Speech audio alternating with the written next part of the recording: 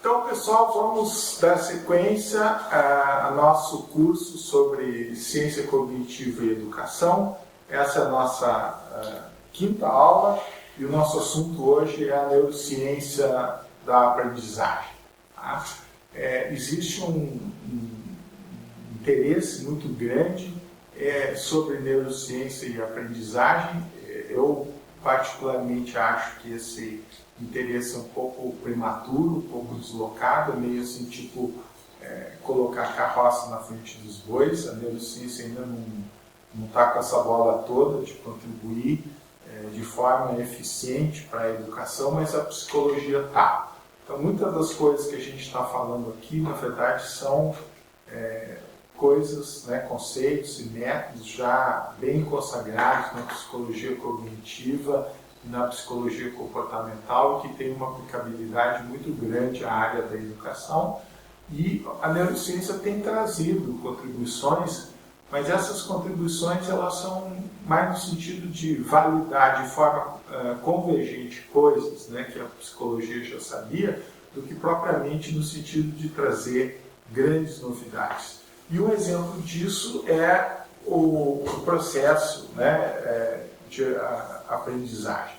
Na psicologia cognitiva existem modelos tradicionais da aprendizagem, principalmente sobre a forma de aquisição de perícia. A perícia numa área, a maestria, envolve uma capacidade de automatização, de executar, de resolver problemas de forma automática.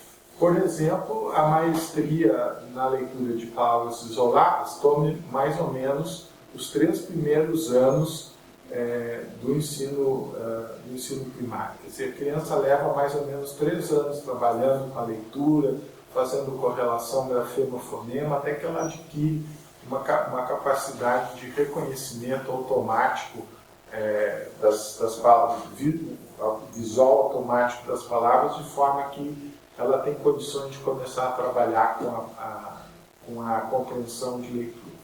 Na psicologia, então, esse processo de aprendizagem no sentido de aquisição de perícia, de expertise em uma determinada área, ele tem sido descrito como envolvendo uma transição gradual entre 2 modos de processamento. Quando a gente está adquirindo uma habilidade nova, então no início a gente tem que funcionar no modo controlado, a gente tem que recrutar funções executivas, a gente tem que prestar atenção, a nossa capacidade de processamento é limitado, o nosso desempenho é muito sujeito a erro, custa muito esforço, etc. À medida que a gente vai trabalhando, que a gente vai treinando, vai adquirindo experiência com aquela habilidade, com aquele domínio, a gente vai automatizando, então o processamento vai passando gradualmente a funcionar no piloto automático. O processamento automático ele é rápido, ele é eficiente, não tem limitação de capacidade, não exige um esforço consciente, um esforço atencional. Essa é basicamente a teoria psicológica. O que a neurociência nos trouxe?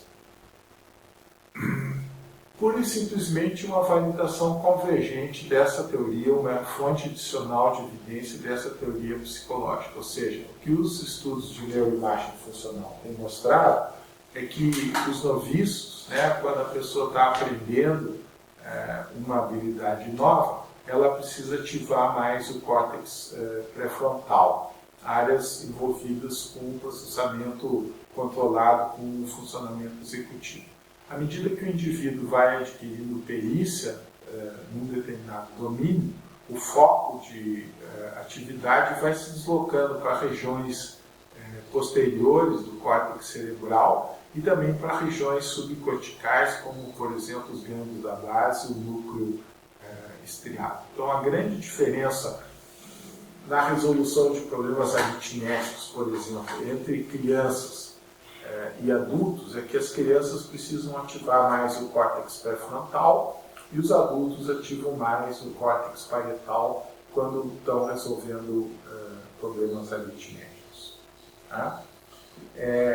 esses estudos são de natureza correlacional, mas existem estudos também muito interessantes com adultos jovens, com universitários, em que eles treinam tabuadas diferentes, tabuadas com números maiores, né? No caso aqui a figura ilustra tabuadas de multiplicação e tabuadas de subtração. Esse estudo mostra justamente isso. Para as tabuadas de multiplicação, as áreas vermelhas correspondem aos padrões de ativação antes do treinamento e as áreas verdes correspondem aos padrões de ativação mais posteriores após o treinamento. E um outro resultado interessante desse estudo é que a subtração não modifica os padrões de ativação cerebral, porque a subtração não é decorada, não existe uma tabuada de subtração. Tem fatos aritméticos para adição e para multiplicação, mas não existem os resultados das operações de subtração e divisão não são adquiridos como fatos aritméticos. Como é que ocorre isso do ponto de vista de sistemas neuronais? Que modificações acontecem? De uma maneira muito simplificada, a ideia que a gente tem hoje em dia é de que essas conexões conceituais que são estabelecidas através da interação da memória de trabalho com a memória de longo prazo, elas resultam através de processos bioquímicos em modificações das configurações sinápticas, em modificações dos pesos sinápticos, da força de ligação entre sinapses. Isso é chamado de lei de Hebb, que foi uma proposta teórica do psicobiólogo canadense Donald Hebb em 1949. Então a ideia dele é de que quando dois neurônios estão descarregando juntos, quando eles estão descarregando sincronicamente, ou seja, quando dois sistemas cerebrais são ativados sincronicamente, ocorrem modificações neuroquímicas que fazem com que a força da conectividade sináptica entre esses neurônios aumente. E ao mesmo tempo, quando dois sistemas neuronais não estão ativos sincronicamente, a força das conexões sinápticas entre eles vai gradualmente diminuindo. Tá?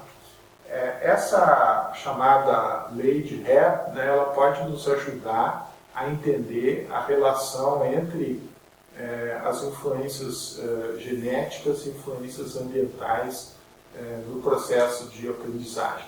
Uma proposta muito interessante foi feita pelo neuroimunologista norte-americano Gerald Edelman, que é a chamada teoria do selecionismo neural. De acordo com essa hipótese, existe um determinado padrão de conectividade no cérebro, ao nascimento e ao longo da vida. O padrão esse que, em parte, é determinado por mecanismos genéticos. E, em função da experiência, em função do fato de que alguns sistemas são ativados sincronicamente e outros sistemas não são, então algumas conexões vão sendo reforçadas e outras conexões vão sendo eliminadas. É isso que a gente chama de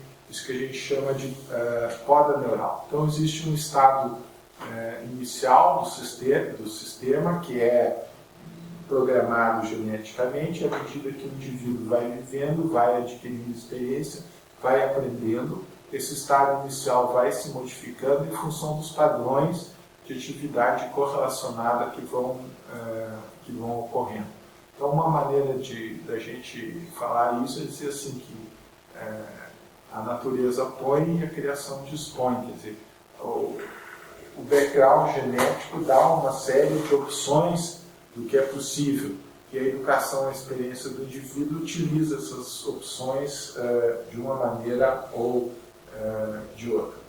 A gente pode utilizar isso para entender os processos de aprendizagem na escola. E dois exemplos que nós podemos usar relacionado com a aprendizagem da leitura, a alfabetização, e com a aprendizagem da aritmética. Estudos de conectividade funcional em repouso mostram que o cérebro da criança, principalmente o cérebro do bebê, ele tem uma conectividade mais de curta distância, como é ilustrado nessa figura aí. E que a conectividade então, ela é mais local e existem poucas conexões, ou as conexões de longa distância são mais fracas e menos específicas. Então, o cérebro relativamente indiferenciado, ou um grau menor de diferenciação, e com uma conectividade mais local da criança, vai para a escola e a criança se alfabetiza e aprende matemática, e a partir disso, então, são geradas redes mais específicas, uma rede relacionada com a leitura e outra rede relacionada com a aritmética. Então, a rede neural da leitura, de uma maneira muito simplificada, está ilustrada aqui em verde, né, e envolve o córtex temporal póstero superior, relacionado com o processamento fonológico, principalmente com os aspectos relacionados à compreensão, a área de Broca, envolvida no processamento fonológico, principalmente no aspecto articulatório, a memória de trabalho fonológico, a memória de curto prazo fonológico, envolve uma alça, um loop, né, de atividade reverberante entre o córtex temporal póstero e superior. Então, essa alça reverberante entre o córtex temporal póstero superior e a área de Broca é responsável pelos aspectos do processamento fonológico envolvidos na leitura. O giro fusiforme esquerdo, que é uma área de transição entre o córtex occipital e o córtex temporal, correspondendo grosseiramente à área 37 de Brodmann, é uma estrutura especializada no reconhecimento, no processamento de estruturas visuais complexas, como, por exemplo, os caracteres ortográficos. Então, grande parte do sucesso da alfabetização depende da criança conseguir associar padrões fonêmicos processados no córtex temporal póstero superior e na área de Broca, com padrões ortográficos processados no giro fusiforme. Então, o estabelecimento dessas conexões, o fortalecimento dessas conexões se correlaciona com a aquisição da leitura. Né? Então, a gente pode pressupor que na dislexia ocorra um déficit, né, provavelmente de origem epigenética, no estabelecimento dessas conexões, como é ilustrado nessa figura aí. Né? Na próxima figura, a gente está vendo a rede responsável pelo processamento numérico e pelo cálculo, que ela é um pouquinho mais complexa e vai envolver 4 estações principais. Então, a estação mais charmosa de todas é o sulco intraparietal, que fica na fronteira entre o lobo parietal superior e o lobo parietal inferior, que é uma área envolvida com o processamento de magnitude, com a noção de grandeza, né, com o conhecimento, com o conceito de magnitude numérica. Os girangulares bilateralmente, né, no caso o sulco intraparietal. O giro fusiforme, bilateralmente, está envolvido com o processamento dos caracteres arábicos, né, com a notação arábica. E o giro angular esquerdo está envolvido com a notação verbal.